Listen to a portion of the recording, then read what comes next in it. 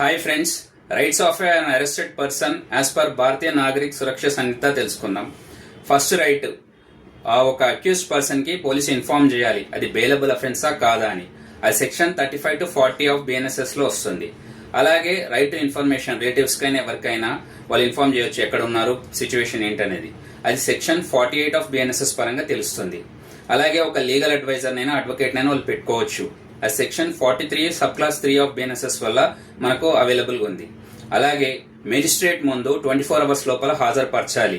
Illegal detention ఉండకూడదు. అది section 57 or 78 of BNSS లో తెలుస్తుంది. అలాగే సెక్షన్ 53 పరంగా మెడికల్ ఎగ్జామినేషన్ జరగాలి. వాళ్ళ మెడికల్ ఎగ్జామినేషన్ ఒక రిపోర్ట్ కూడా సబ్మిట్ చేయాల్సి వస్తుంది.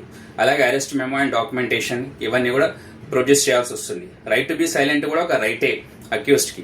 So more over bail is the rule, jail is the exception. కొన్ని కేసెస్ తప్ప మిగతా వాటికి బెయిల్ అనేది వస్తుంది. All the best.